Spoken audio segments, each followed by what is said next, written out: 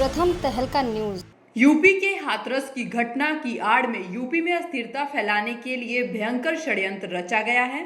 आरोपियों के खिलाफ कड़ी से कड़ी कार्रवाई की मांग करते हुए भारतीय जनता पार्टी के प्रदेशाध्यक्ष ओम प्रकाश धनखड़ और भारतीय जनता पार्टी के रोहतक से सांसद डॉक्टर अरविंद शर्मा ने कहा कि आश्चर्य की बात है जो आज पता चला है कि मॉरिशस के रास्ते पीएफआई, जो कि एक अराजक संगठन है, के द्वारा उत्तर प्रदेश में अराजकता फैलाने के लिए 100 करोड़ की फंडिंग उपलब्ध करवाई जा रही है।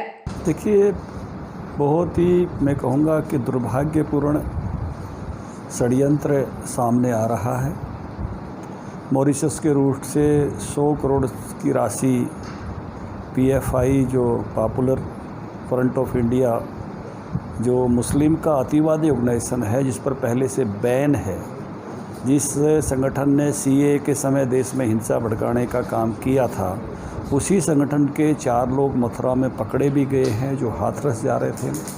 और एक पूरा नेटवर्क ध्यान में आ रहा है कि किस प्रकार से उत्तर प्रदेश में जातीय हिंसा भड़के, बाद में उससे वो देश तक फैल जाए और एक इतनी बड़ी फंडिंग, 100 करोड़ रुपए की राशि की फंडिंग उसके लिए उपलब्ध कराया जाना, विदेशों से उपलब्ध कराया जाना, भारत को अस्थिर करने की, भारत में जातीय हिंसा फैलाने की, भारतीय सरकारों को अस्थिर करने की एक गहरी, मैं कहूँगा कि साजिश है।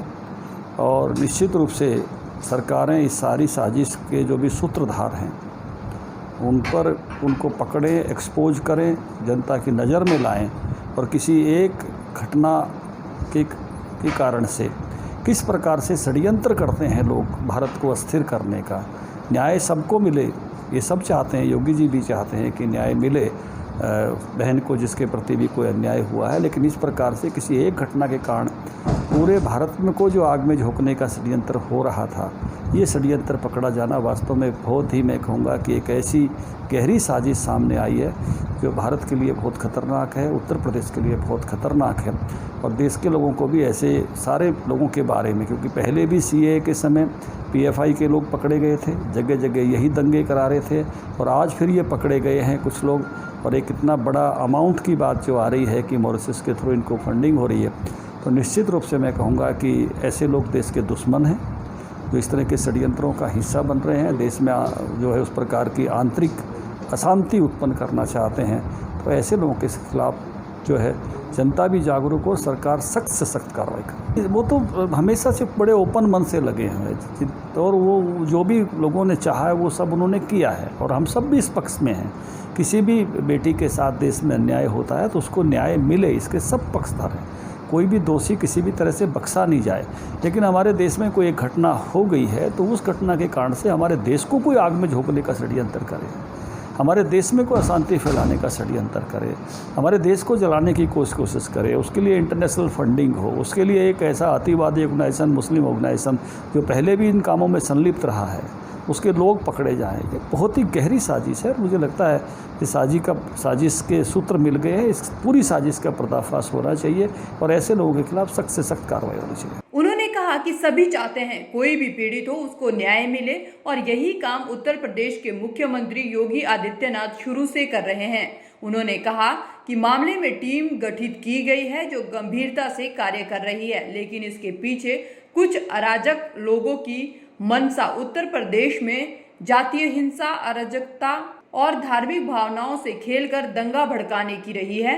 ये साजिश बेनकाब हो चुकी है और अब इन लोगों के खिलाफ कड़ी से कड़ी कार्रवाई होगी। पहले दिन से ही जो हमारे मुख्यमंत्री आदित्यनाथ योगी जी ने पहले दिन से ये कहा कि बिल्कुल न्याय मिलेगा, जस्टिस मिलेगा, एसआईटी की गठन हो गया और एसआईटी बहुत मुस्तैदी से अपने काम में लगी हुई।